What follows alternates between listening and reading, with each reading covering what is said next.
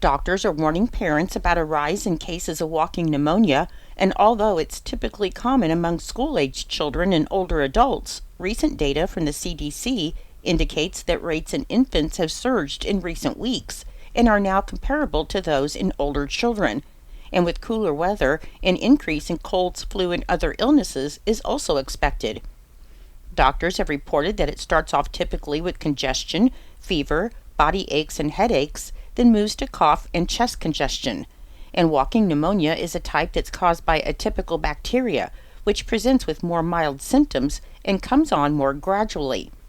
This year, walking pneumonia has spread at unusually high levels among younger children, and according to the latest CDC data, for the week ending November 2nd, 7.6% of emergency department pneumonia cases in infants aged from birth to 1 year and children aged 5 to 17 were diagnosed as walking pneumonia.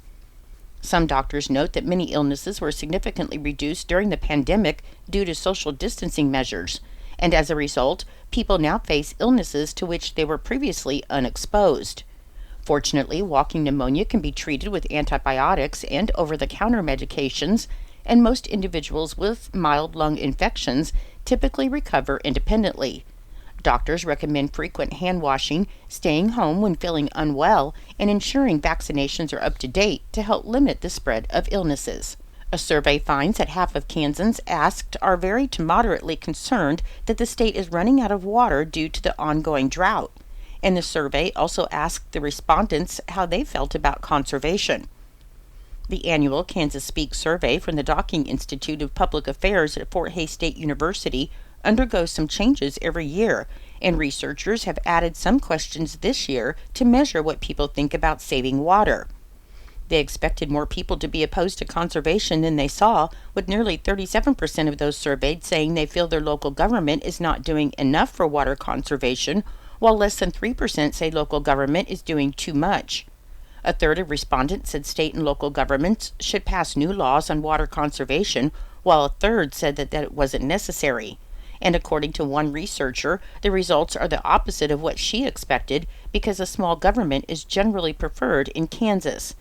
Dr. Alex Middlewood, the department chair of political science at Wichita State University, said with wildfires, water restrictions, and the drought that Kansas has been in, it has all really highlighted the issue for so many Kansans.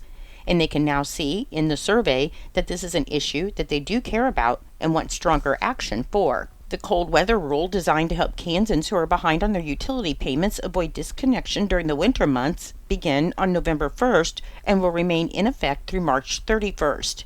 While the cold weather rule is in effect, utility companies cannot disconnect a customer service when the local temperatures are forecast to drop below 35 degrees within the following 48-hour period.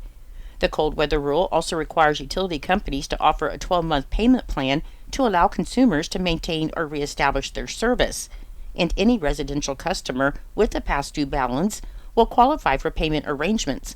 However, it's the customer's responsibility to contact their gas or electric company to make those arrangements. The cold weather rule applies only to residential customers of electric and natural gas utility companies who are under the KCC's jurisdiction, though many municipal utilities and cooperatives have similar winter weather policies. Information about the cold weather rule is available on the Commission's website, kcc.ks.gov,